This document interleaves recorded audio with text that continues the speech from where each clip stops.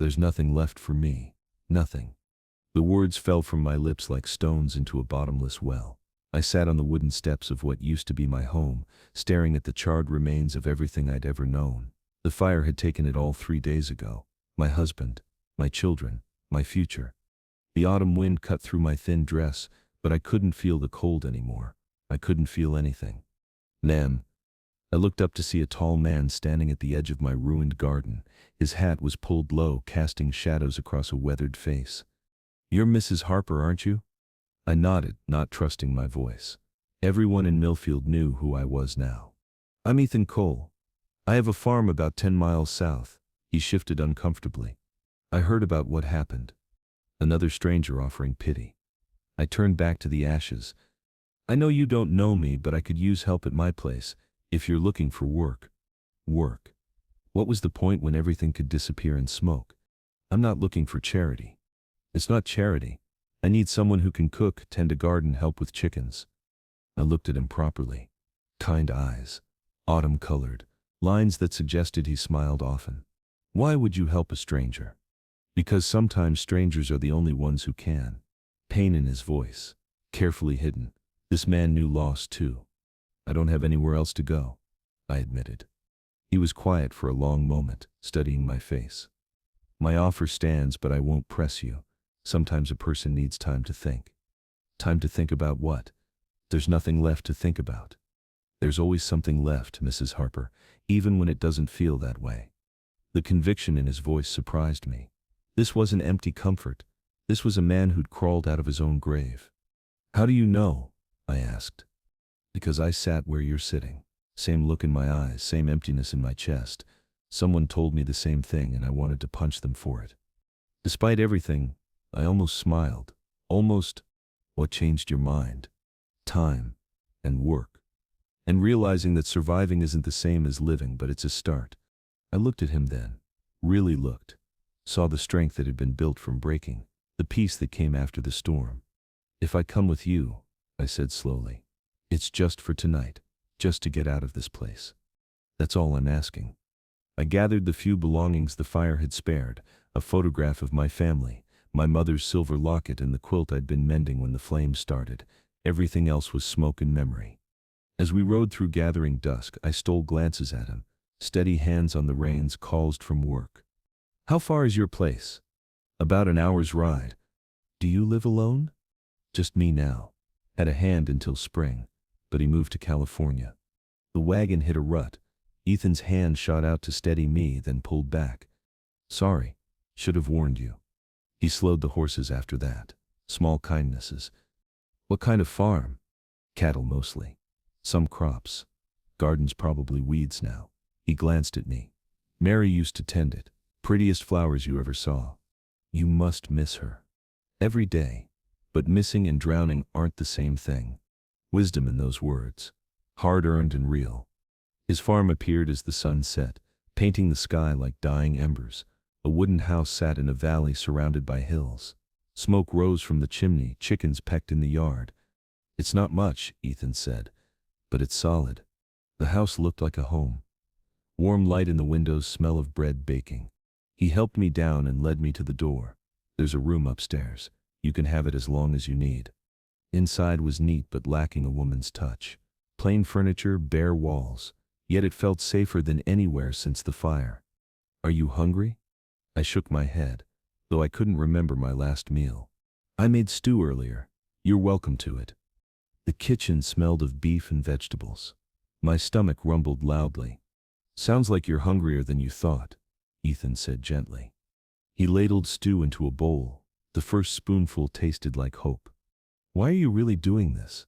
I asked. "Because 3 years ago I was sitting in ashes too. Someone helped me then." "What happened?" "Fever took my wife and son. Same winter."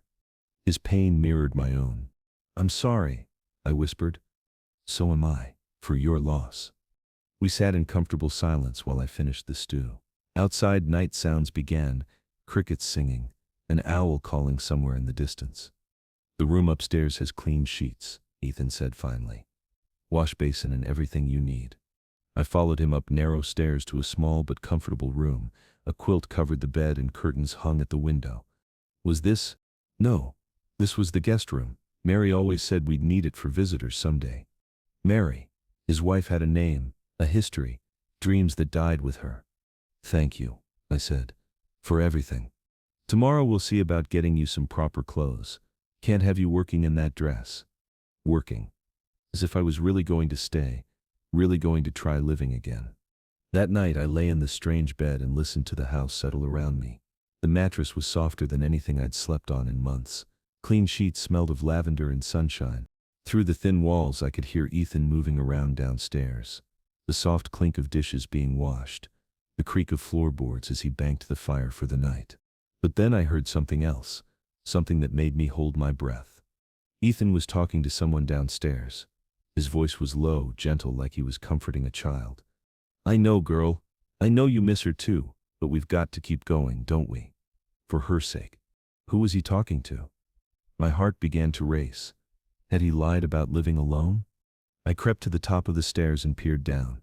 In the dim light from the dying fire I saw Ethan sitting in a chair, his hands gentle on something in his lap. A cat, a small orange tabby that must have belonged to Mary.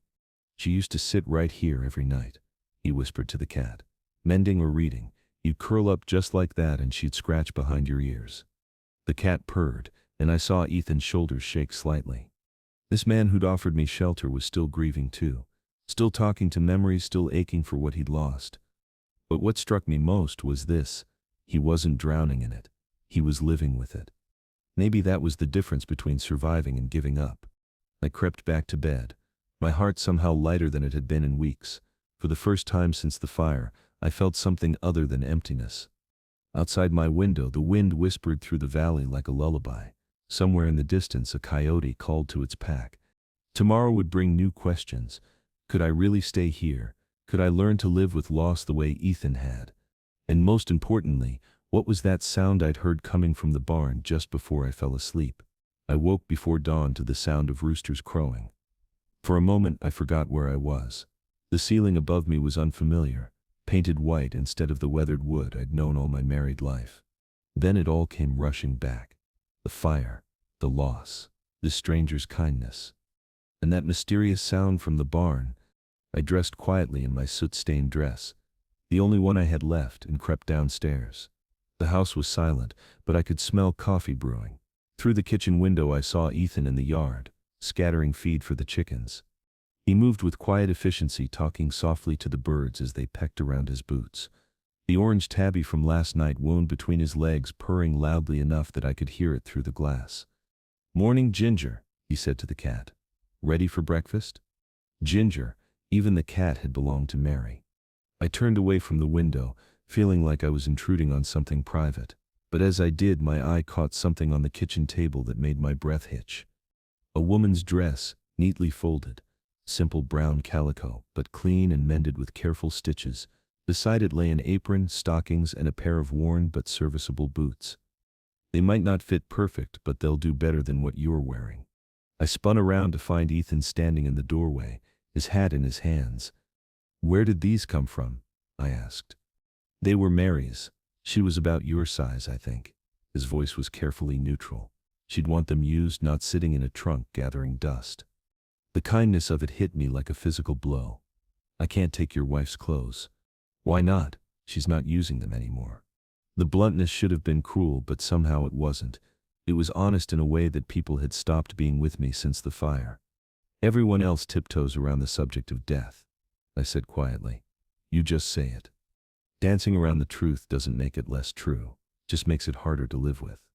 I touched the fabric of the dress, soft cotton, worn smooth by years of washing. She must have been a good woman. She was. But she's gone, and you're here, and you need clothes that won't fall apart if you're going to help me around this place. There it was again. That assumption that I was staying, that I was going to build something here. "I haven't decided yet," I said. "About staying. I know, but while you're deciding, you might as well be comfortable." I picked up the dress, holding it against myself. "I should probably get these on then." "Take your time. I'll be in the barn when you're ready." The barn, where that sound had come from last night. "Ethan?" I called as he turned to go. "Yes?" "What's in the barn?" Something flickered across his face, too quick to read. but definitely there. Cattle, few horses, the usual farm animals. Nothing else? Nothing else. But there was something in the way he said it that told me otherwise. After he left, I changed into Mary's clothes. The dress fit well enough, though it was loose in places where grief had stolen my appetite. The boots were snug but comfortable. For the first time in days, I looked like a person instead of a refugee. I found Ethan in the garden behind the house, pulling weeds from between rows of winter vegetables. The plot was larger than I'd expected, with neat furrows and careful spacing. This wasn't the work of a man who'd let things go to ruin. "You said the garden had gone to weeds," I said. He looked up from his work, dirt on his hands and sweat on his brow. Did I? Must have been thinking of last year. Another small lie. Or maybe not a lie, maybe just a man being modest about his own efforts. "What needs doing?" I asked. "You don't have to. I want to. I need to feel useful." He studied my face for a moment, then nodded toward a patch of carrots. "Those could use thinning, and the beans need picking before the frost hits." We worked in comfortable silence for a while.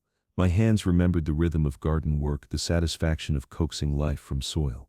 It felt good to be useful again, even in small ways. But I kept glancing toward the barn. Whatever was in there, Ethan was determined to keep it from me. "Tell me about Mary," I said as I pulled another weed. Ethan's hands stilled for just a moment before resuming their work. "What do you want to know? How did you meet?" A small smile crossed his face. "Church social. She was new in town, visiting her aunt. I was too shy to ask her to dance, so I just stood by the punch bowl watching her." "What changed your mind?" "She came over and asked me to dance instead. Said she was tired of waiting for me to work up the courage." I could picture it. A younger Ethan, tongue-tied and smitten, and a bold young woman who knew what she wanted. "She sounds wonderful." She was. Strong-willed, kind-hearted, and could make the best apple pie you ever tasted. His voice grew quieter. "She wanted children. We tried for years, but I'm sorry. Life doesn't always give us what we want. Sometimes it gives us what we need instead." "And what do you think you needed?" He looked at me then. Really looked. Maybe I needed to learn that helping someone else heal can help you heal too. The weight of his words settled between us. This wasn't just about giving me a place to stay. This was about two broken people finding a way to be whole again.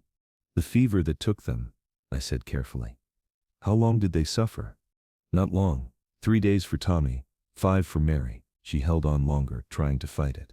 His hands clenched slightly. "I couldn't save either of them." "You tried, though." "Trying isn't always enough."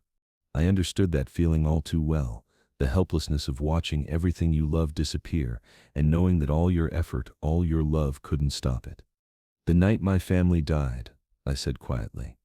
"I was out visiting Mrs. Patterson. She'd just had a baby, and her husband was away on business. When I came home—" "You don't have to tell me." "I want to. I need to." I pulled another weed, harder than necessary. The house was already burning when I got there. I could hear them inside calling for me. But the flames were too high, too hot. I tried to go in, but the neighbors held me back. "They saved your life. They let my family die." "No," his voice was firm. "The fire killed your family. Going in would have just added you to the count." It was the same thing everyone had told me, but hearing it from him, someone who understood loss, made it feel different, less like empty comfort and more like truth. "Do you ever wonder," I asked, "what we did to deserve this?" "Every day for the first year." Then I realized I was asking the wrong question. What should I be asking? Not what we did to deserve it, but what we're going to do now that we've survived it. Before I could respond, a sound drifted from the barn, a soft lowing like a calf calling for its mother, but there was something different about it, something that made the hair on my neck stand up. Ethan's hands went still again. "What was that?" I asked. "Probably just one of the cows."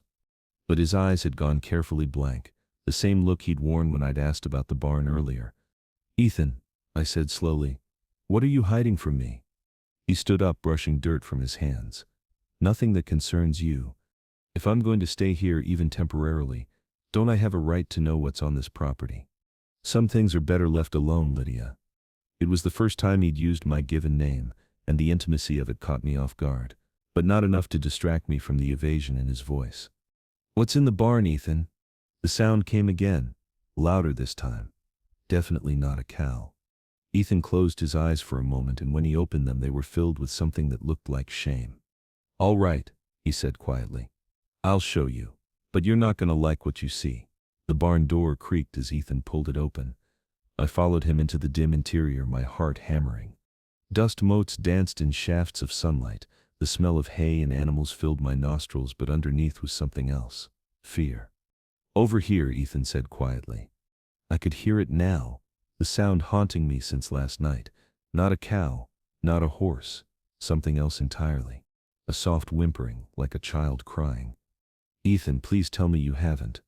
It's not what you think. Just stay calm." In the shadows I saw movement, a figure huddled in the corner wrapped in blankets, small and fragile and terrified. A girl, maybe 15, 16 years old.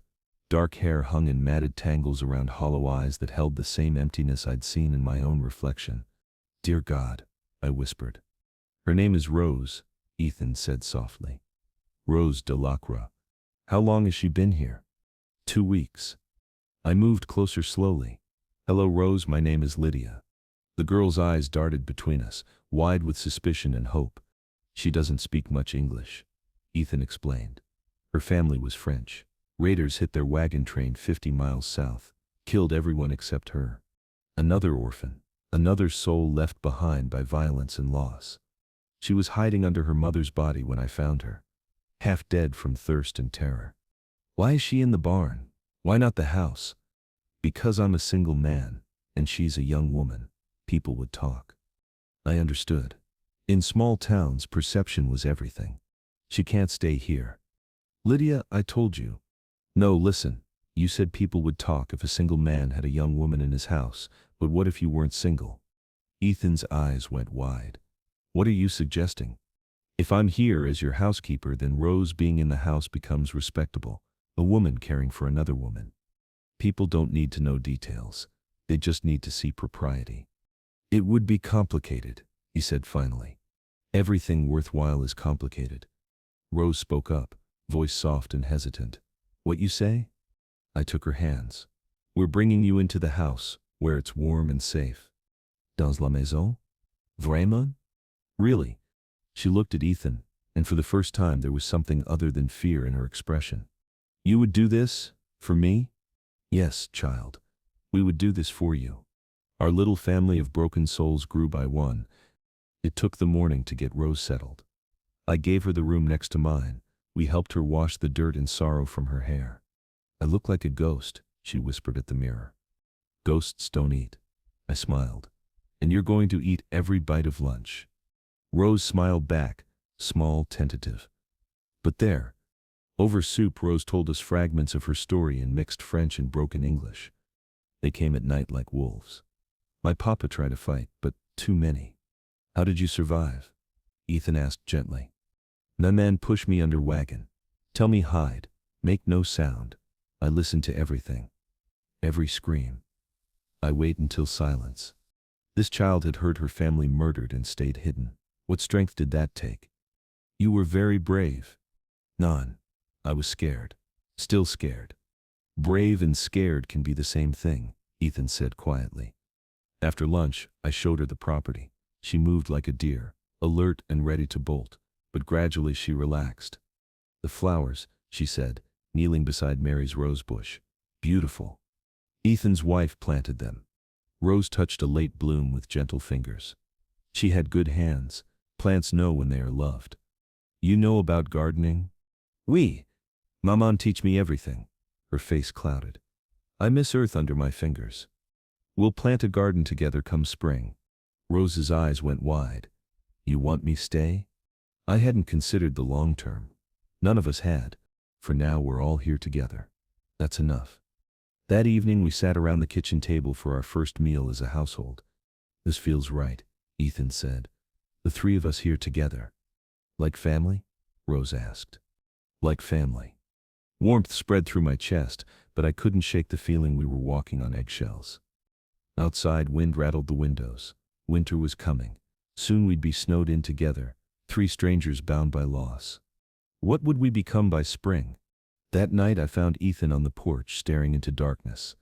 "Thank you," I said, settling beside him. For what?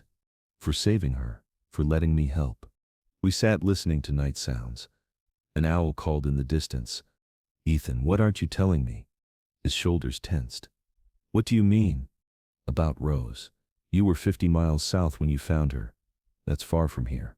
What were you doing out there? For a long moment I thought he wouldn't answer. I was looking for something. What? The men who killed my family. The words hit me like a blow. Ethan. Not Rose's family. Mine. His voice was flat. The fever didn't kill Mary and Tommy Lydia. Raiders did. 3 years ago. My blood turned to ice. You lied to me. I simplified the truth. Why? Because saying they died of fever is easier than explaining I watched strangers cut them down in our own yard. The pain in his voice was raw, fresh despite the years. That's why you were out there. You were hunting them. I've been hunting them for 3 years. Following rumors, tracking leads. He turned to look at me, something dangerous in his eyes. And I finally found them. What do you mean? The men who killed Rose's family. They're the same ones who killed mine. Same leaders, same methods. A chill ran down my spine. Are you certain? Dead certain. What are you going to do? Ethan was quiet, his hands clenched into fists. What I should have done 3 years ago. And in that moment, I realized our little family wasn't as safe as I'd thought. 3 days passed in uneasy peace.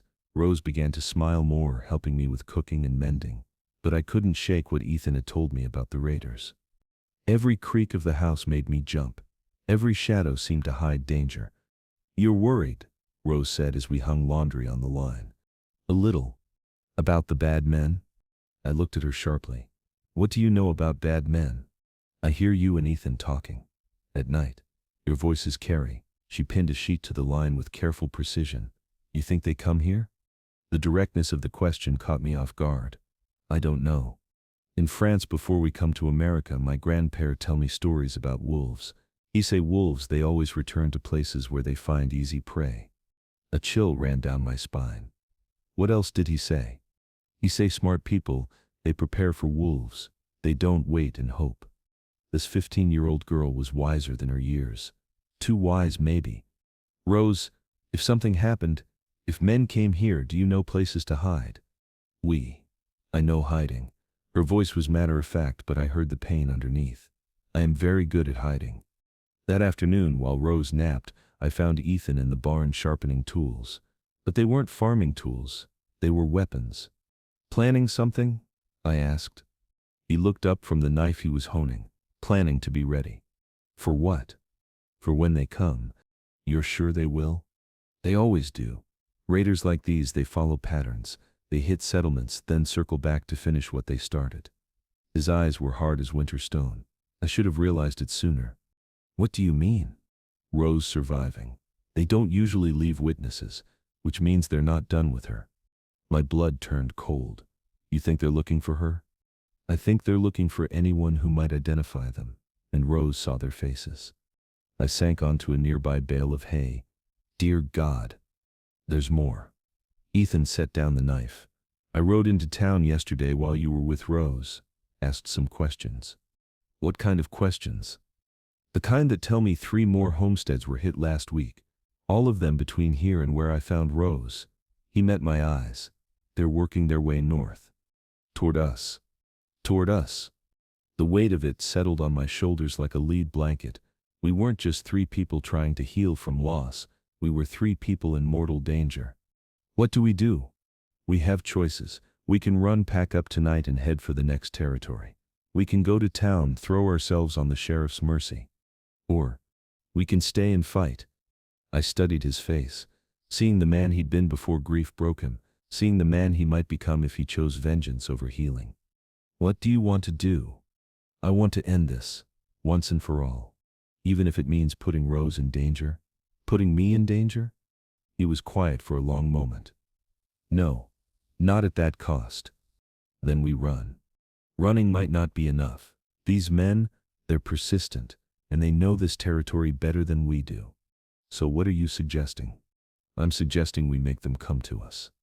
On our terms, on ground we choose. That's madness. Maybe. But it's also the only way to make sure they can't hurt anyone else. I wanted to argue, but something in his voice stopped me. This wasn't just about revenge anymore.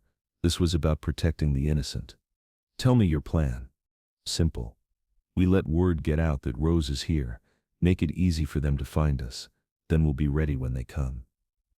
This says, and if we're not strong enough, then at least we'll have tried. That evening, as we ate dinner, I watched Rose carefully.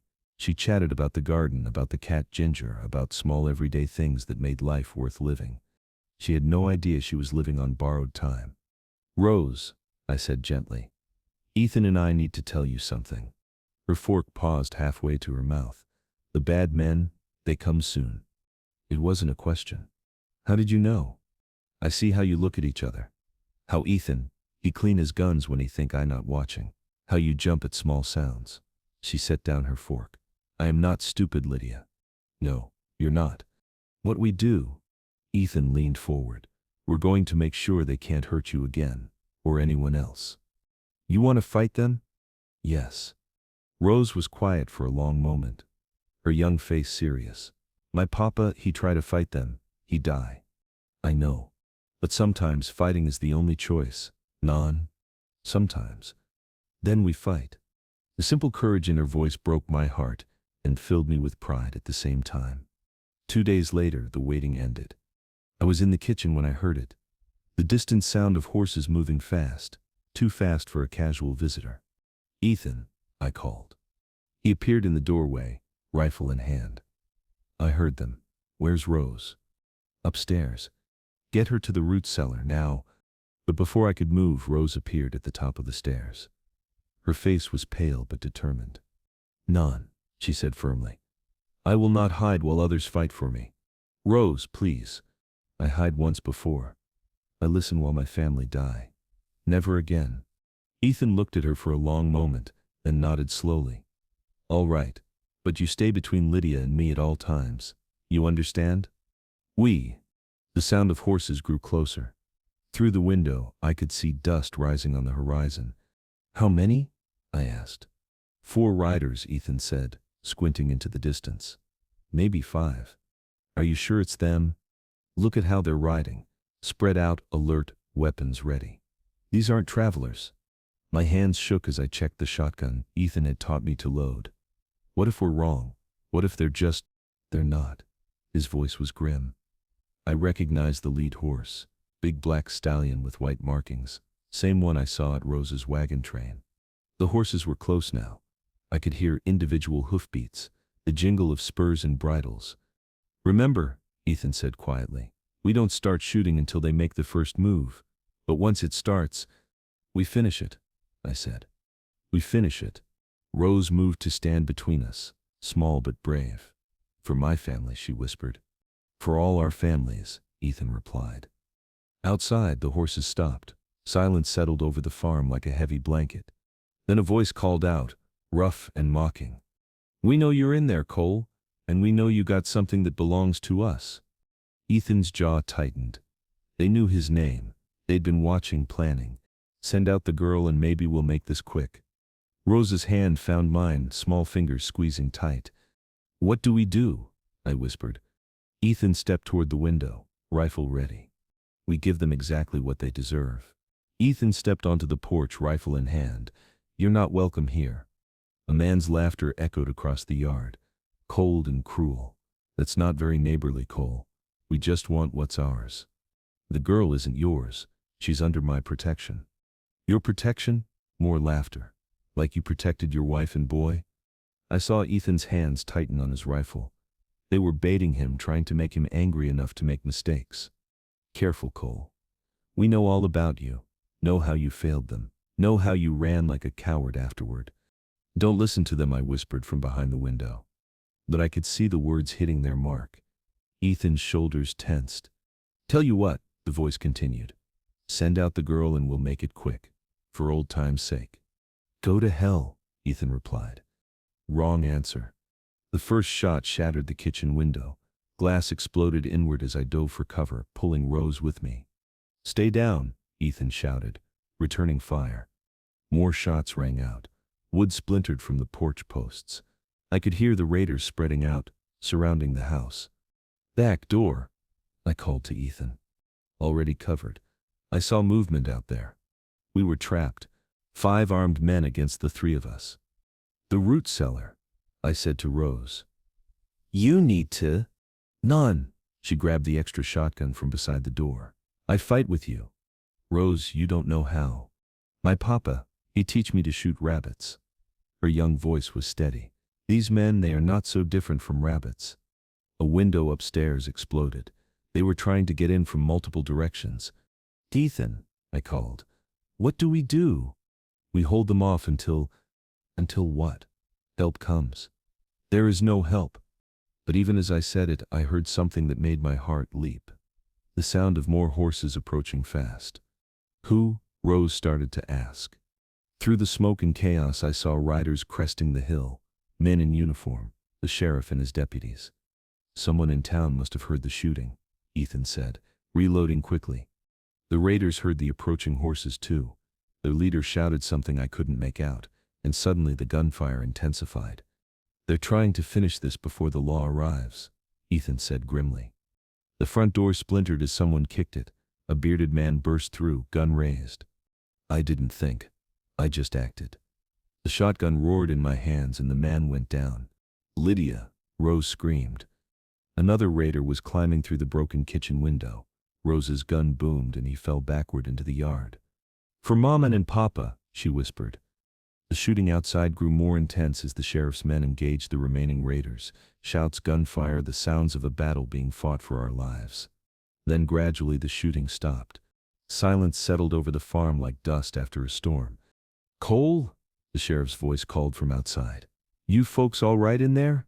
Ethan lowered his rifle. We're alive. Come on out. It's over.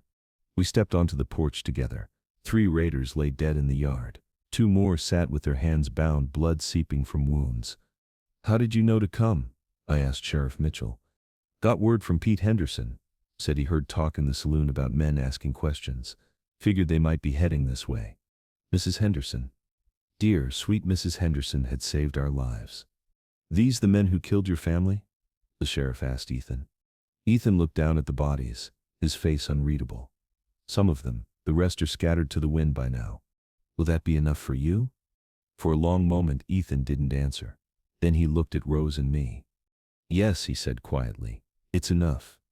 3 weeks later I stood in the same garden where Mary's roses grew. But now Rose knelt beside me, her small hands gentle in the earth as she planted bulbs for spring. These will bloom when the snow melts, she said in her improving English. Beautiful flowers for Mary. She would have liked that, I said. She would have liked you too, I think. What makes you say that? Because you love what she loved. This place, Ethan, the garden. I looked toward the house where Ethan was repairing the damage from the battle. He caught my eye and smiled, the first real smile I'd seen from him. Rose, I said carefully. How would you feel about staying here, permanently? Her hands stilled in the dirt. You want me? We want you, both of us. As family? As family. Tears spilled down her cheeks, but she was smiling. Yes, I want to stay. That evening as we sat on the porch watching sunset paint the sky, Ethan took my hand. I've been thinking, he said. About what? About what comes next, for all of us. And I think it's time to stop living in the past. Time to build something new. Rose looked up from where she was scratching Ginger's ears. Like a real family? Like a real family, Ethan confirmed. I felt tears prick my eyes. After losing everything, we'd found each other. 3 broken souls who'd learned that sometimes the best families are the ones you choose. Lydia, Ethan said softly. Will you marry me? For real this time? Yes, I whispered. Yes, I will. Rose clapped her hands together. Can I help plan the wedding? Of course. And can I call you Mama and Papa? The question took my breath away. If you want to. I want to very much. As the first stars appeared in the darkening sky, I thought about the fire that had taken everything I'd once held dear. I'd thought my life was over. Thought I had nothing left to live for. But sometimes losing everything is just another way of saying you're free to start over. Sometimes the worst endings are actually the best beginnings. And sometimes when you think you have nothing left, you discover you have everything you need. The wind whispered through the valley, carrying the scent of roses and the promise of spring. Tomorrow would bring new challenges, new joys, new sorrows. But tonight we were together. We were home. And that was enough.